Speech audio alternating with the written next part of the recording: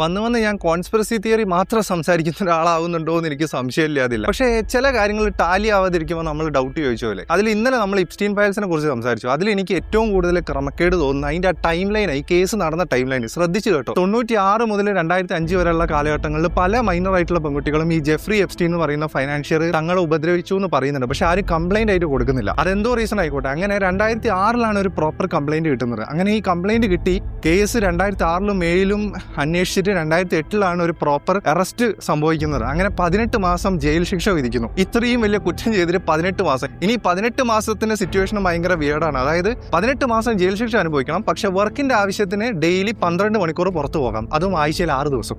ഇതിലിപ്പോൾ എന്തിനാണ് ജയിലിലിടേണ്ട ആവശ്യം? ഞായറാഴ്ച പോയിട്ട് ഒപ്പിട്ട് വന്നാൽ പോരെ. അങ്ങനെ ഈ 18 മാസത്തെ വളരെ വിയേർഡായിട്ടുള്ള ജയിൽ ശിക്ഷ കഴിഞ്ഞ് പുള്ളി 2009 ജൂലൈയിൽ പുറത്തിറങ്ങുന്നു. അത് കഴിഞ്ഞ് പിന്നെയും ആൾക്കാർ കംപ്ലൈന്റ് ചെയ്യുന്നുണ്ട്, കേസ് അന്വേഷണം നടക്കുന്നുണ്ട്. 10 വർഷം എടുക്കുന്നു 2019 വരെ. അതും 2018 ജൂലി കെ ബ്രൗൺ എന്ന് പറഞ്ഞിട്ടുള്ള ഒരു ജേർണലിസ്റ്റിന്റെ അന്വേഷണത്തിൽ കണ്ടെത്തിയ കുറച്ച് തഴയാൻ പറ്റാത്തതായിട്ടുള്ള എവിഡൻസസ് ഉണ്ടായതുകൊണ്ട് മാത്രം പോലീസ് 2019 അറസ്റ്റ് ചെയ്യുന്നു. അങ്ങനെ ജൂലൈ 2 എന്തോ ആണെന്ന് തോന്നുന്നു ജയിലിലാവുന്നു. അങ്ങനെ പുള്ളി ജൂലൈ 18 ജാമ്യത്തിന് വേണ്ടി അപേക്ഷിക്കുന്നു. ജാമ്യം കിട്ടുന്നില്ല. എന്നിട്ട് 1 മാസം കഴിഞ്ഞ് ഓഗസ്റ്റ് 10 പുള്ളി ആത്മഹത്യ ചെയ്തു പോലും. അതായത് ഈ 18 മാസം ഇത്ര ലാവിഷായിട്ട് ജയിലിൽ ജീവിച്ച ആള്, അത് കഴിഞ്ഞിട്ട് ഈ പറയുന്ന 10 വർഷം കഴിഞ്ഞ ആള് വെറും ഒരു മാസം ജയിലിൽ കിടന്നതിന് ആത്മഹത്യ ചെയ്യാന്ന് പറയുന്നത്. ഇനി കൂടുതൽ വിയേർഡാവുന്നത് കുറെ വീഡിയോസിലും കുറിപ്പുകളിലൊക്കെ വായിച്ചിട്ടുണ്ട്, ഈ പാൻഡമിക്കിനെ കുറിച്ച് ഇവർ മുമ്പേ ഡിസ്കസ് ചെയ്തിരുന്നു ഈ എപ്സ്റ്റീനും ബിൽഗേറ്റ്സും ഒക്കെ. ഈ 2019 ഓഗസ്റ്റിൽ പുള്ളി ആത്മഹത്യ ചെയ്തതിന് ശേഷം, ആത്മഹത്യ ചെയ്തു എന്ന് പറയപ്പെടുന്നതിന് ശേഷം പാൻഡമിക് വരുന്നു. അത് കഴിഞ്ഞ് 2023 വരെ ഈ കേസ് അന്വേഷണത്തിൽ കണ്ടെത്തിയ പല PDF-കളും ഫോട്ടോസും ഒക്കെ സീൽ ചെയ്ത് വെക്കുന്നു. ഇനി 2026 അത് റിലീസ് ചെയ്യുന്നു. പിന്നെ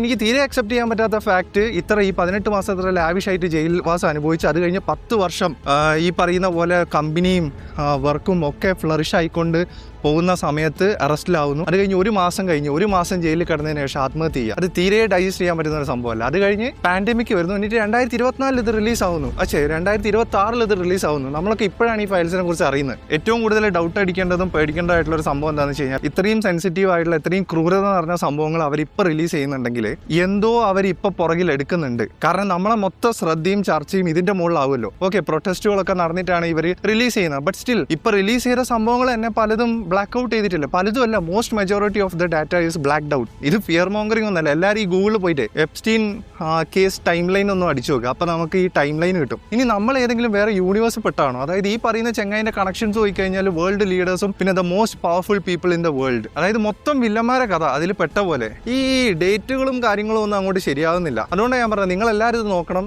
നോക്കിയിട്ട് എനിക്ക് നിങ്ങളുടെ അഭിപ്രായം അറിയണം. എന്തൊക്കെയോ അങ്ങോട്ടോ ഇങ്ങോട്ടോ മാറി കിടക്കുന്നുണ്ട്. Something is wrong. അപ്പൊ എല്ലാവരും ഒന്ന് നോക്കിയിട്ട് പറയാം.